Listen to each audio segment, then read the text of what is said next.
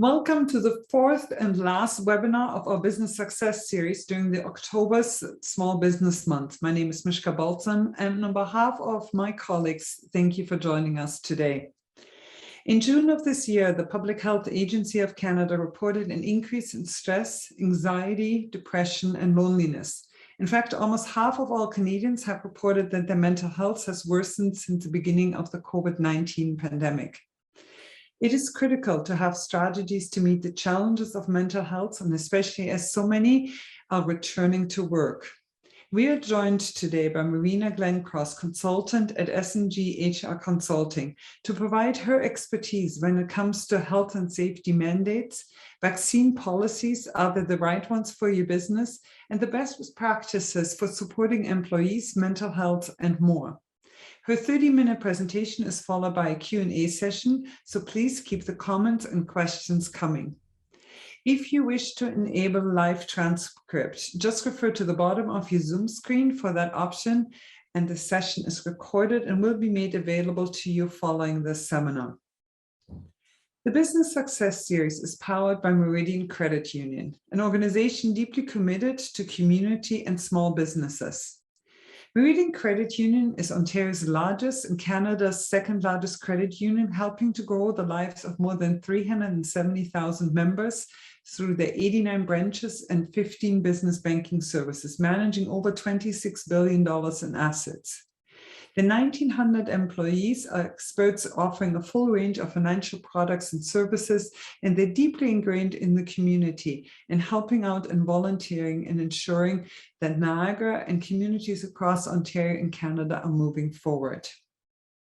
We are being joined by two senior small business advisors from Meridian Credit Union, Deb Van Hel and Christine Decker. And I'm going to pass it over to Deb from here to actually introduce our speaker. Deb, over to you. Hi, good morning, everyone. Welcome to the GNCC Business Success Series powered by Meridian. I'm Deb Van Hel, Small Business Advisor for Meridian Credit Union. I'm joined today by two of my colleagues, Christine Decker and David Lepka. Small to medium-sized businesses make up more than 90% of all Canadian businesses. Meridian exists to help Canadians achieve a better life, and that includes supporting your business. That's why every Meridian business member has a dedicated small business advisor. Meridian is proud to be recognized as the preferred financial institution of the Ontario Chamber of Commerce. What this means is, as a member of the GNCC, you are also eligible for the benefits of this program. If you are a Meridian business member or would like to become one, we encourage you to check out the details of the OCC Affinity program. Highlights include reduced account fees, new member signing bonus, and benefits you can pass along to your employees. If interested in having a small business advisor contact you to discuss this program, please enter today's draw and with your contact information. Our draw today is a $50 gift certificate to the Flower House in Niagara Falls on Portage Road. I'm going to pass it over to my colleague Christine, who will introduce the presenter. Today's topic is getting your team back to work, and our guest speaker is Marina Glencross. She's managing partner and HR consultant at S&G HR Consulting. Marina is an HSR professional with 20 years of combined HR management and business management experience within the travel industry, not-for-profit, and also customer service support sectors.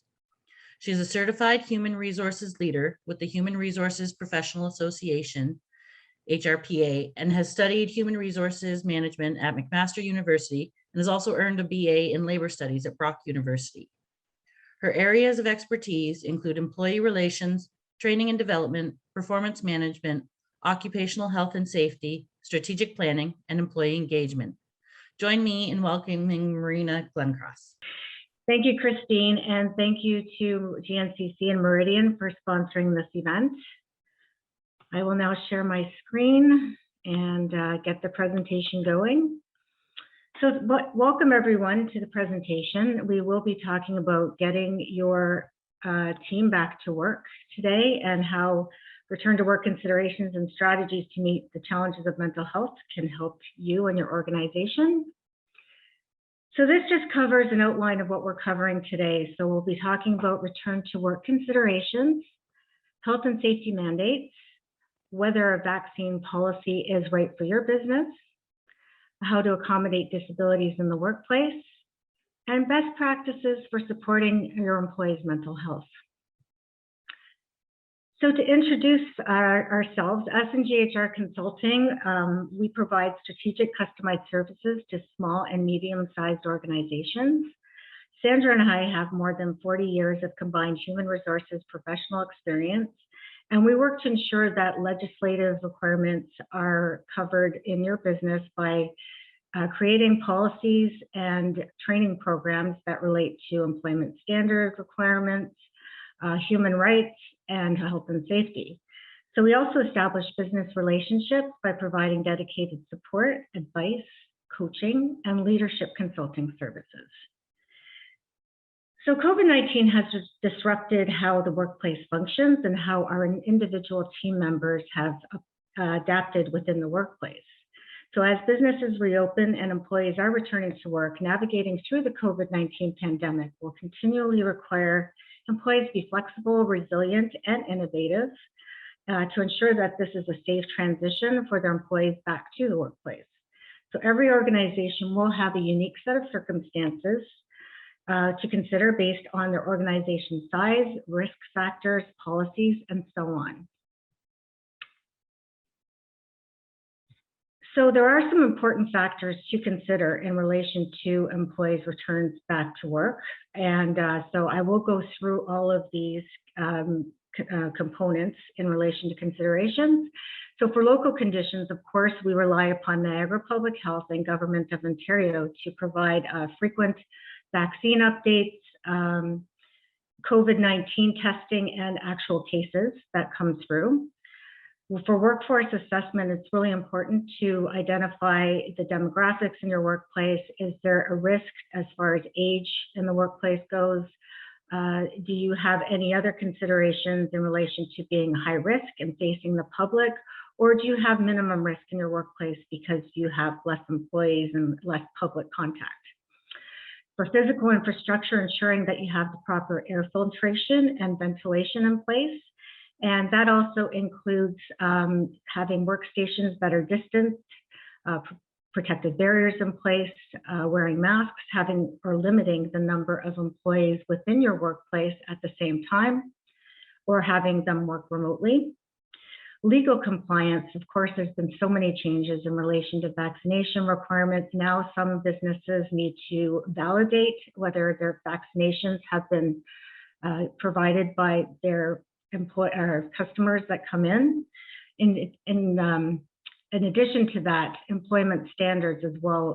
It's important for employers to comply with protected leaves under the Employment Standard Act, and also for discrimination or to prevent discrimination under the Human Rights Code. Of course, health and safety protocols and ensuring that your staff is safe within your workplace and having the standards in place relating to COVID screening, the hygiene and proper hygiene in relation to disinfecting, cleaning, having sanitizers available, hot water and soap, communication and education. So ensuring that any policies that you have developed have been updated, or if there are new policies, that your employees understand and acknowledge that they understand the new regulations. Mental health, of course, is going to be one of our key topics today, and that is in relation to reducing the stigma, ensuring that your employees have the mental health resources, and that you understand what the early signs of mental health concerns can be. And then finally, flexibility and adaptability, because in relation to the workforce, it's important to be sensitive to customer needs and concerns, and the adjustments will continue to be required in relation to shift schedules, accommodations, and rules. So have a plan, communicate frequently, and prioritize employee health. So as we've gone through all of these considerations, as we move forward through the presentation, we will be touching on several of these moving forward, if not all.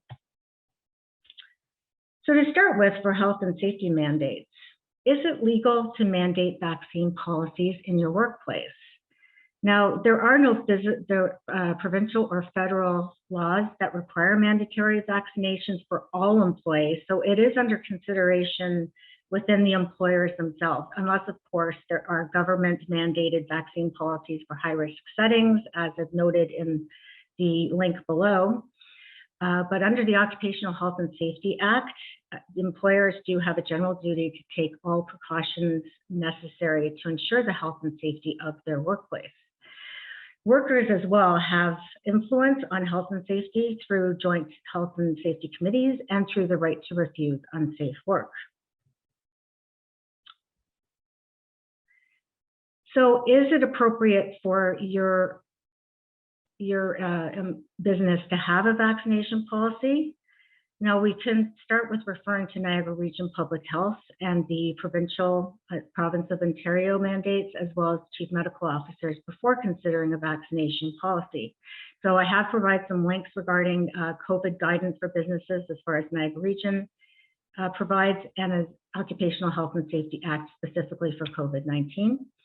But some of the key risk factors that need to be considered are the interactions without physical distance being consistently maintained, prolonged interaction of your employees, even where consistent physical distancing is present, poor ventilation, and being unvaccinated. So to assess the risk of transmission in your workplace, it's important to ask the following questions. Is there a high vaccination already within your workforce? Are workers able to stay a minimum of 2 meters apart while they're performing their work duties? Is it required for workers to remain in close contact with others? How long and how often are workers in close contact with other workers or customers? Are there physical barriers in your workplace when workers are unable to maintain any distance from each other? And is there alternative work for people who require accommodation options, such as remote work?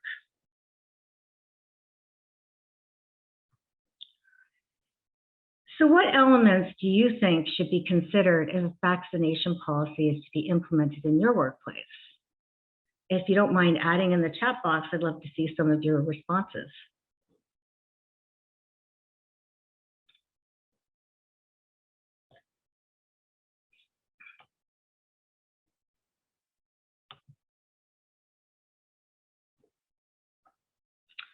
We'll give it another 20 seconds.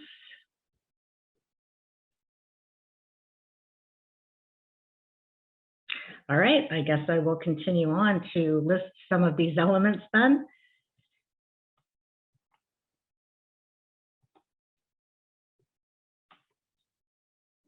Reason for a vaccination requirement. So ensuring the health and safety of your workers is of the utmost importance. Access to educational material and information, and this includes courses, government resources and guidelines, and/or industry guidance. Explain what full vaccination means. So that's vaccine approval from the Government of Canada, completion of the full vaccination cycle, plus the 14 recommended waiting periods. Timelines for submitting vaccination status, establish a clear deadline and allow for sufficient time to comply with the policy. Explanation of proof of vaccination requirements. So this would be providing the link to the government website where receipts or the QR code can be downloaded.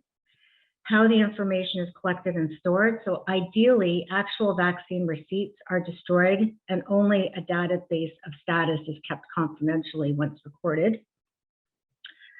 Whether paid time off is provided for vaccinations. So currently, until December 31st, 2021, we do have the paid infectious disease emergency leave that does allow up to 3 days for vaccinations or side effects from vaccinations, COVID testing, isolation from illness, or illness from COVID in itself.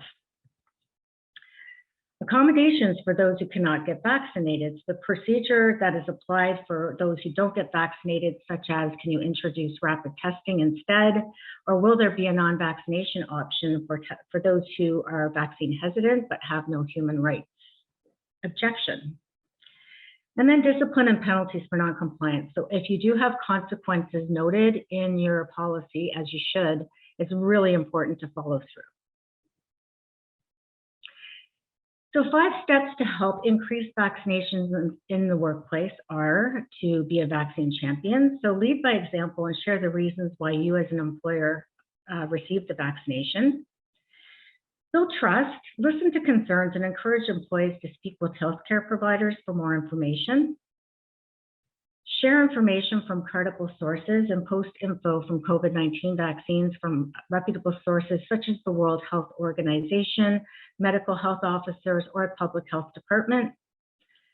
Make vaccinations as easy as possible. So provide information on where they can get vaccinations and provide time off or flexible hours to get vaccinated. And celebrate positive actions. Thank your employees for getting vaccinated and taking responsibility to have a healthy and safe workplace.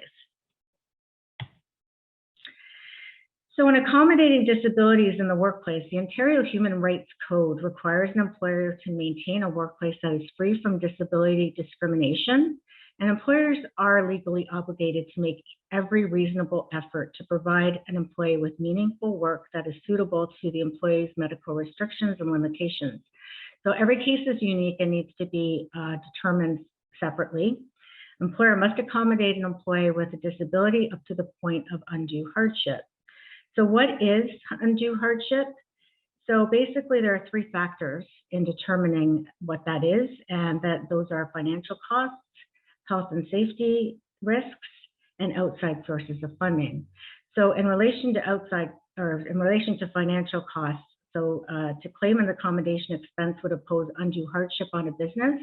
The business operator has to prove that the cost is so extreme that it would seriously interfere with the running of their business. In relation to health and safety risks, this includes the risk to the person requesting the accommodation, as well as the other employees or the general public.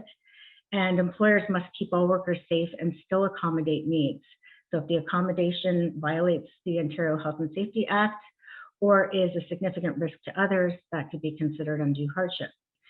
In relation to outside sources of funding, there are such things available as loans, grants, or tax breaks that could cover the cost of an accommodation if it is extreme. And if an employee is injured, for example, there may be funding to help with their return to work.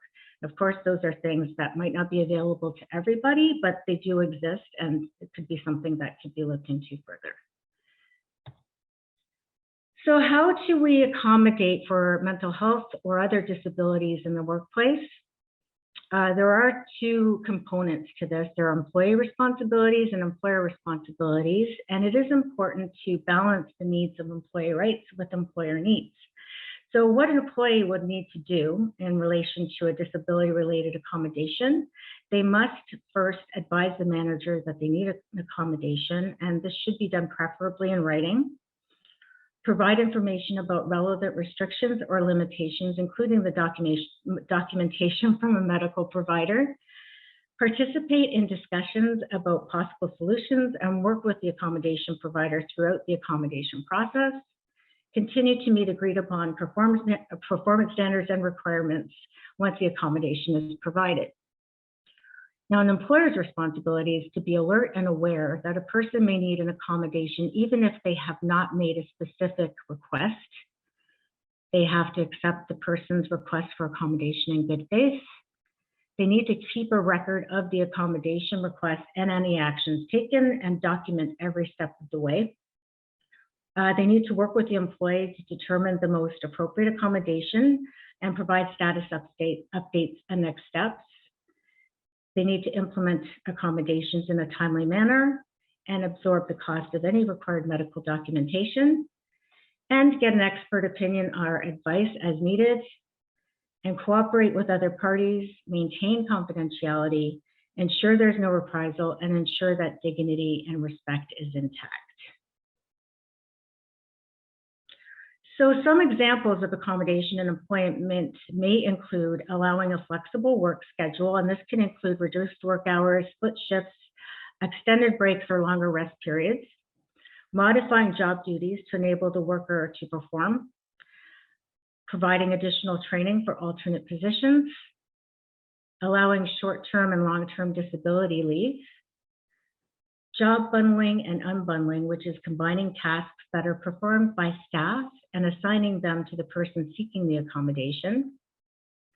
And alternative work that could be different work that doesn't require similar skills or responsibilities.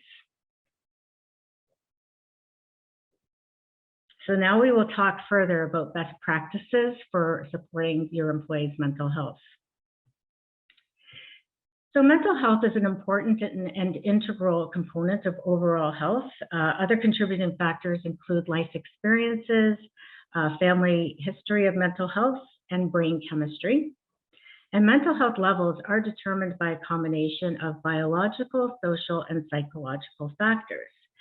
So it can be poorly impacted by gender discrimination, stressful working conditions, poor physical health, social inclusion, human rights violations, or rapid social change. So building personal resilience is important for both business leaders and employees because we are now more aware of how our mental health and physical health affects ourselves and others. And setting aside the time to focus on mental health is so important for you to approach daily challenges proactively. And personal resilience enables you to adapt to adverse situations by developing the coping skills required to function both physically and psychologically. So people who are emotionally and mentally healthy often have fun, laugh, and enjoy life. They have the ability to bounce back from adversity. They have a sense of purpose and meaning in their lives. They are adaptable and flexible to change. And they have the ability to maintain strong and meaningful relationships. So the stressors that can impact a person's resilience, there are many that can affect all of us at some time, and the impact of these stressors that can be on our lives depends on frequency of occurrence, intensity, duration, and predictability. So some of these stressors we encounter are situational stressors, and they include workload, bullying, accidents, harassment, gossip, and distrust. Personal habits, or sorry, personal stressors include stress, depression, burnout, injury, and anxiety. Personal habits, which include positive thinking, physical activity, nutrition, and sleep. And environmental support, which includes workplace policies, effective management, and financial planning.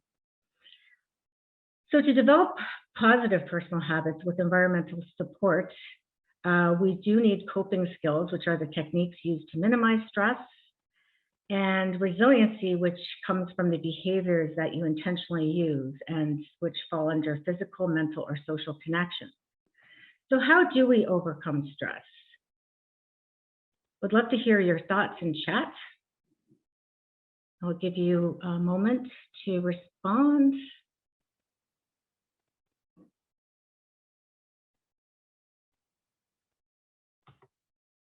Exercise, excellent. That's a great one.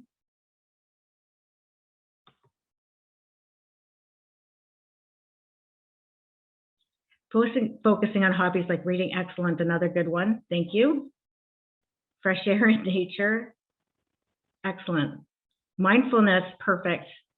Hanging out with friends, walking, reading, meditating, excellent. Thank you. Those are phenomenal suggestions. And as you can see, I'm going to mention a couple of them right now. So for mental fitness, obviously having a daily journal helps you keep track of your positive, negative thoughts. Taking time out for gratitude, meditating and breathing exercises. For physical health, of course, exercise, as was mentioned in the chat, maintaining 20 minutes of physical activity per day, eating regular meals, getting good nutrition, getting a good night's sleep to help focus and concentration, and monitoring alcohol use. And for social connections, focusing on positive relationships and helping others, maintaining daily interactions with family and friends. Someone did say hanging out with friends, that was a good one. And do not isolate yourself from others.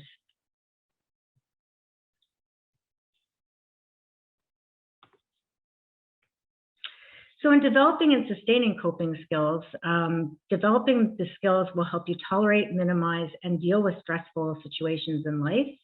And managing your stress well can help you feel better physically, psychologically, and it can impact your ability to perform your best.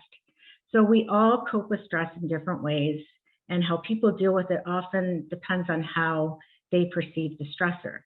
So for example, if you provide orientation training and setting goals for a new employee, it does help them feel like less anxious when they're starting the job. So there are two types of skills that can impact our resiliency level. We have developmental coping skills, which once learned as a child, most often we know for life, and they can, examples are multiplication tables, reading, but also it does impact adaptability, attitude, and proactive lifestyle for healthy habits, such as getting good sleep. And sustainability coping skills, which relate to daily actions to consciously maintain positivity and remain calm. And these skills take time and patience to master. They include mindfulness, meditation, positive self-talk, gratitude, and mood management. So just a little chart to kind of indicate what healthy practices are, moving to self-indulgent and at risk. So obviously at risk coping, we do resort to things that are not good for ourselves, such as substance or alcohol use, higher use of tobacco, perhaps even like overeating or undereating. If we have pro-social coping skills, we are practicing gratitude, mindfulness, we're gardening or volunteering, playing with our pets. And if we seek help, we can look for professional support, but this could also include getting help from someone else you trust with a problem. And this could be a family member, social worker, mentor, or even your medical practitioner. So I have some statistics here from the Canadian Mental Health Association. This just shows that 1 in 5 Canadians will experience a mental health problem each year. 1 in 3 Canadians will experience a mental health problem in their lifetime. At least 500,000 Canadians are unable to work each week due to a mental health reason. And this one really, it's shocking, but not really. The economic cost of mental illnesses to the Canadian healthcare and social support system was projected at $79.9 billion for the year of 2021. So it's not surprising then to see that from a recent poll in Ontario of March of 2021, also with CMHA, 80% of Ontarians believe that we are headed for a serious mental health crisis. 35% find it more difficult to access mental health supports. 88% believe that mental health will continue to decline as the pandemic continues. 84% are concerned about new strains. 81% are concerned about people not taking necessary precautions. And 25% reported consuming higher amounts of alcohol, cannabis, and tobacco. It's also alarming to note that the cost of a disability leave due to a mental health illness is approximately double the cost of a physical illness. So practicing self-care is important for you and your employees as it helps to monitor your body, mood, and behavior, and it ensures that you can minimize any risks that could lead to a functional impairment or a clinical disorder. So unfortunately, life isn't perfect, and we do experience moments of stress. This does lead to reacting, but this is most often temporary or reversible if it's caught in time. So how do we identify early signs of issues? So some signs that an employee may be suffering from a mental health issue include an increase in absenteeism, a substantial decline or changes in performance, behavior that is out of character, change in medical prognosis or treatment. So as you can see, based on this chart, it is best to try and mitigate any issues when you're in the reacting stage so that you can minimize the progression into a severe functional impairment or increased mental health issues. So mental health is an integral part of overall health and is one of 3 components that comprise good health, which include mental health, social health, and physical health. So the 3 are connected, and the workplace impacts these 3 areas on a daily basis. So chronic workplace stress, for example, whether due to physical demands or social ones, such as harassment and bullying, may contribute to the development of a mental health problem. So some methods to encourage good mental health practices and resiliency, we're going back to or playing off of what we discussed earlier, in relation to individual techniques as an employer, you can discuss mental health programs frequently and ensure that your employees know where to access this information. Provide events such as wellness days to promote self-care, and encourage and provide a quiet space for your employees for breathing exercises and meditation. In relation to social connections, encourage positive relationships within your teams and have fun team building exercises where possible. Maintain daily interactions with your team members and use a variety of communication methods, as well as promote a supportive environment that is focused on helping others. And for physical health, encourage 20 minutes of physical activity a day. That this could be easily achieved through walk and talk meetings rather than sitting down for them, and promote healthy meal alternatives and the importance of eating regular meals. So during the pandemic, your employees may be experiencing a higher degree of uncertainty, worry, and stress. And in order to support the psychological health and safety of your employees, the Canadian Mental Health Association recommends employers considering the following tips. So have a plan and ensure that your employees are aware that you're looking ahead at how to manage processes moving forward. Communicate and share information regularly, even if there are no new updates. Empathize and let them know that it's okay to be anxious and remind them of existing resources. Reassure that you have a plan to manage any issues that arise and communicate frequently. Understand, recognize that some employees may need some time off to deal with their anxiety or encourage them to practice self-care. Recognize that this is not business as usual and work will be impacted and expectations may need to shift accordingly. So take an inventory of the available psychological and social support programs and talk with employees about any challenges they may be experiencing, the types of support they need, and what they can access through the organization and through the community. So what do you think some things that you can do in order to help psychological support and social support? If you want to put your answers in the chat, I will review and then we'll continue.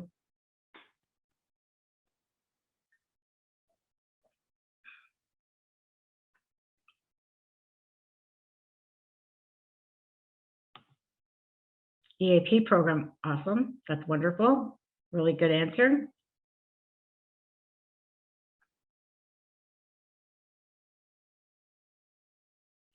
Thank you, so I will carry on then.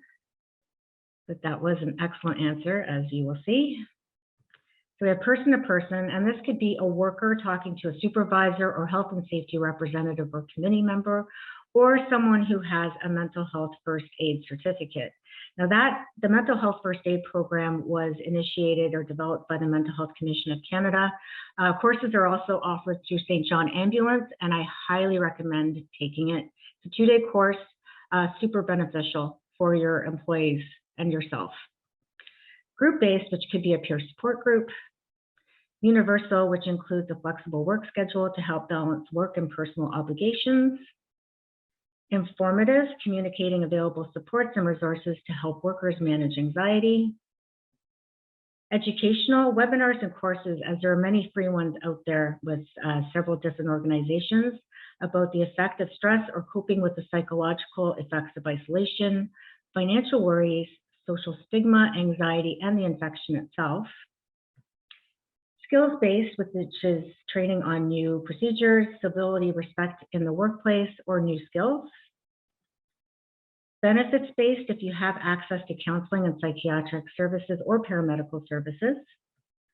And program-based, which is providing accommodations as required, having access to financial support, EAPs, or other community-based mental health programs. So in initiating some of these supports, you can help reduce stigma about mental illness. It will help improve knowledge of signs, symptoms, and interventions, provide guidance on where to go for support, and it will provide an environment with supportive relationships and proactive managers who utilize good interpersonal skills. So in closing, I have this quote from Stephen Covey: "If you don't choose to do it in leadership time up front, you do it in crisis management time down the road. So if we have learned anything in the last 18 months, it is how important it is to be flexible, adaptable, and innovative. And now as we move forward, it is essential for employers to be forward-thinking and proactive while using the knowledge they've gained to foster a resilient and engaging workplace. So also maintaining a workplace culture that is built on trust, honesty, and fairness creates an environment conducive to good mental health. And proper leadership practices can help employees feel more comfortable with disclosing and discussing mental health related difficulties with their managers. So as mentioned before, I have the slides filled with resources that we'll use throughout the presentation. And this is our contact information for S&G HR Consulting. So you can reach either Sandra or I at the contact info that's listed. And also we do have additional resources on our website as well that can be helpful to your organization. And now I will turn it over to Mishka and any questions that you may have. And thank you again. Marina, thank you so very much for this informative session and last half hour. It is amazing, and sometimes I think we forget the amount of tools that are available to us to assist those who are actually in need of it. We have a high number of questions that have come in, so I'm aiming to get to all of them. But before I do this, it is my pleasure actually to take 2 or 3 minutes and pass it over to Niagara College. Niagara College is one of our topic sponsors, and they have a video message for us.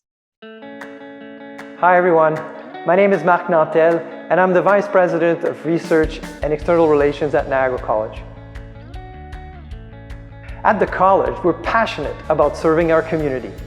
We know that small and medium-sized businesses are the heart of our region's economy, and we are dedicated to helping them grow and compete in today's marketplace.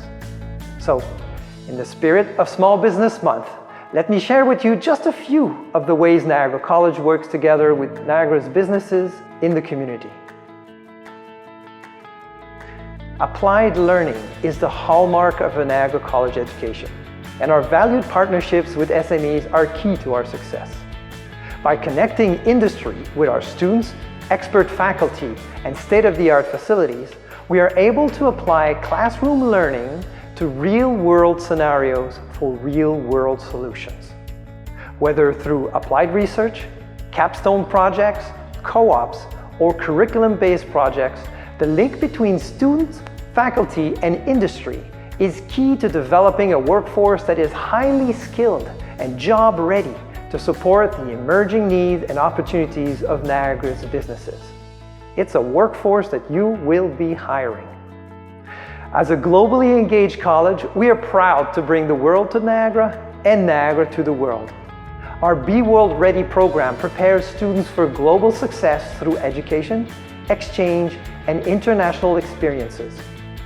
Our World Ready graduates enrich our campuses, our community, and our workplaces by supporting local SMEs to innovate, compete, and succeed in the global marketplace. Now, this past spring, we celebrated an alumni community of more than 100,000 strong. Our graduates are succeeding and leading in businesses and organizations across Niagara, Canada, and around the world. When it comes to connecting local employers to these new graduates, and other job seekers too, Niagara College's Community Employment Services has been a go-to in Niagara for over 20 years. The office, which is based in downtown St. Catharines, offers business and community organizations a suite of services, including access to government funding. And speaking of government funding, named among the top 10 colleges in Canada for research funding for the past 6 years, our Research and Innovation Division works closely with SMEs to find innovative solutions that not only help SMEs survive, but thrive. Last year, for example, Niagara College, through its Research and Innovation Division, leveraged more than $20 million in funding, which supported 190 industry partners through 240 projects and facilitated more than 2,800 student experiences in applied research. So we value our long-standing and expanding connections with Niagara's businesses and look forward to continue our support as we move forward to a better, stronger, and sustainable future for Niagara.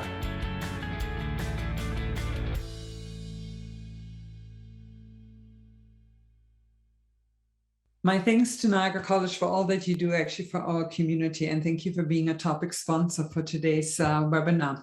Mina, I'm actually going to just jump into the questions that have come forward and that are here.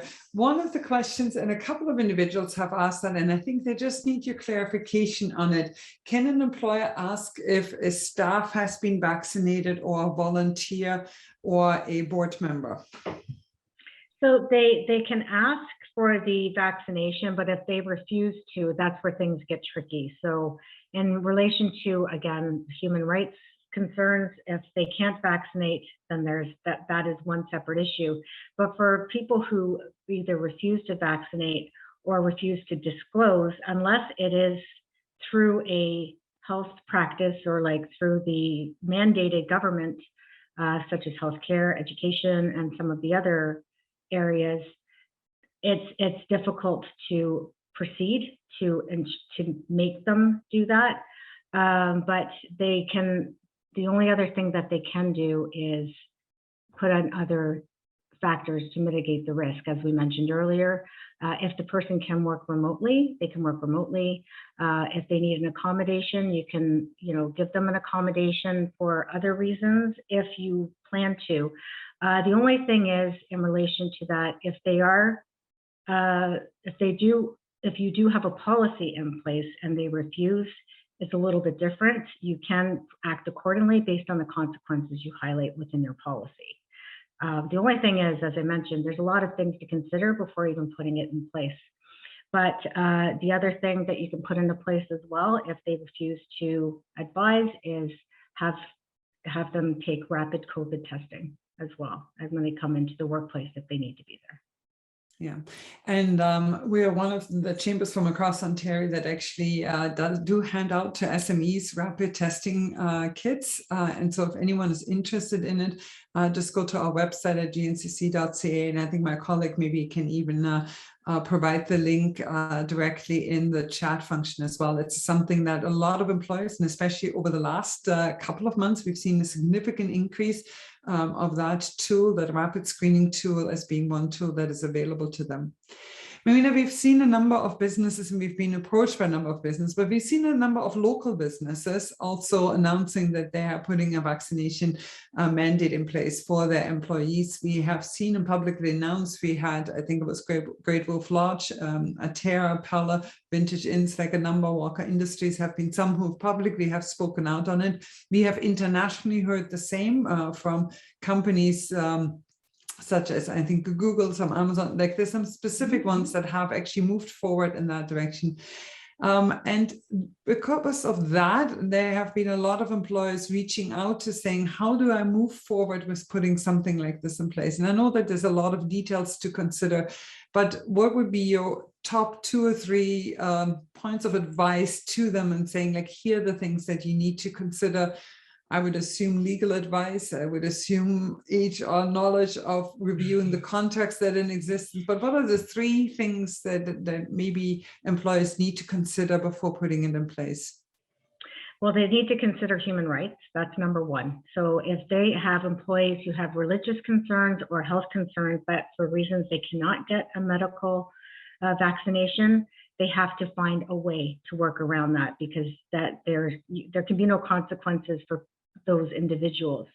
The second thing is they should ensure that they are looking at ways to accommodate. Again, it's as much as you can. So if there are other methods they can use for employees to do alternate things aside from being vaccinated, great. If that isn't acceptable, because again, if it is a high risk setting and they have a really good reason, because there's a lot of contacts with the public, as you mentioned, a number of perfect examples right there, then again, they can highlight the consequences. Vaccination records are required by this time, vaccine requirements are required by this time, and then highlight what the consequences would be. Now, in that regard, would it be termination? Would it be a leave of absence? A lot of employers, or a lot of legal updates that I have seen in some of the information sessions that I've attended, there are a lot of the advisements are try to enforce a leave of absence if possible, before proceeding to termination. And the reason for that is there are no precedents set in relation to terminations relating to not being vaccinated, aside from past cases where healthcare workers, such as nurses, may have refused to get the flu vaccine. And there's been two particular cases, I don't have them in front of me at the moment, unfortunately, but in one particular case, they sided with the employee based on their rights. And then in the other case, it was based on the healthcare of the actual environment that they're working in. It was a hospital. So in these particular cases, unfortunately, there is no set precedent, and it could go either way. So if you do proceed to terminate an employee, I highly recommend seeking a lawyer's advice before you even do such a thing. And also, you will likely have to pay either severance, the entitlements of severance, or common law. Yeah, actually, which makes total sense. And I do appreciate actually the real need that they need to seek legal advice in HR advice at the same time of what the best way is to move forward. And we also have to consider how difficult this is for employers too, because overall we're facing a labor shortage. I think people are having a really hard time actually attracting the talent that they're needing. So to be faced with that decision too is, I think it's a very difficult one, a very complex one. So I appreciate your insight on it. I was wondering now if you can move a little bit towards the mental health aspect of it, a little bit away of vaccination questions. And one of the questions that had come forward is that you had mentioned it too, that CMHA stats indicate that 80%, I think we're we're seeing an increase in mental health crises that are there, and a significant increase that we're heading towards. And we've heard that statistic a lot because we have heard a reference made to it. But I think a lot of employers, and what I've noticed in conversation is, we don't know what that looks like. We don't know what does it mean and how will it impact us? And that's likely something we don't know yet of what it would look like. But are they, from your end of it, from your expertise that you're holding, what are some of the things for employers to anticipate or expect moving forward and saying, this is the impact it will likely have on your work in a year from now or in 2 years from now? So I know that a lot of studies are taking place right now through the Mental Health Commission of Canada, Canadian Mental Health Association, and there's a lot of documentation and supportive studies that they have been putting forward. So I think that, just like some of those statistics in particular, like they're showing how people are concerned about a number of things. It's not just any one thing. They're concerned about new strains. They're concerned about how other people are taking precautions. They're worried about getting COVID themselves. So there's a lot of different things in relation, as well as like being isolated and everything. It's the impacts could be severe. As we mentioned, the $79.9 billion of economic cost for mental illnesses was projected just for this year alone. So who knows what next year will look like in relation to the cost aspect. But it looks like that, in light of the government looking at spending in relation to mental health concerns, that would be something that would be great to move forward with if that is something that will happen. That is something that will be definitely needed. There is mental health support that there should be more of it, really, is what there is. So I think the best advice for employers right now is just to be really attuned to how their employees are feeling. Keeping an eye on them, maintaining regular communication so that they understand what their concerns are and that they can do anything that they can to help mitigate those concerns in the meantime. And if that means, providing resources and support, giving them time off, accommodating specific needs, like all of those things go a long way. And having that trust and, ear for listening is really important. Yeah, I think it's very helpful. Marina, we're faced with a high number of people and employees continuing to work from home. So from an employer's point of view, we hear often from employers saying it's very difficult to engage, and have a sense of people's well-being and mental well-being because we don't see them coming into the office. We don't see them in our retail spaces that are there or in different settings. We might occasionally on the screen, but that has limitations at the same time. How do we notice the signs, or what are ways to ensure that we are actually in touch with our staff, with our colleagues, to gauge their well-being? So there's a number of ways that we can do this. So I find that, or I think there is a tendency for many employers when they don't have their employees in front of them, that it's easy to just continue working and maybe not connect as often as possible. But if anything, it should be the exact opposite. They should be connecting as much as possible. If that means having like morning huddles with the team and like first thing every day for 5 minutes just to check in, see how everyone's doing, what their plans are for the day, or any kind of positive affirmations is another good thing to share to start the day. Ensuring that they connect in several different ways with their employees. So perhaps connecting with each one individually at least once a week and getting a sense of how they are doing, because, you know, just having simple conversations and asking how someone is doing can certainly open the floodgates as to how things are going. And then from that end, they can see who needs more support than others, perhaps talk more frequently with some individuals who may need that support. But there's so many different ways. And then it's also, I think a lot of people feel like video conferencing is the only way to communicate, and it's not. You can easily pick up a phone and call someone. You can chat with them. You can use messaging, email. There's so many different methods of communication, but it is really imperative that the connections are made very frequently. Yeah, and I appreciate that. And you're absolutely right. You almost live in your own bubble. And so you have possibly the tendency to not reach out on that level, other than when it's task driven and work related directly. This is a question that has come forward from a workplace that mainly deals with and works with millennials. And they're wondering if different age groups or generations deal with mental health differently, and if we need to support them differently. That's a very interesting question. So it is possible. I think if there's any differences overall, it's that the younger generations embrace mental health, and they do actually know and understand what's good or wrong for their anxiety.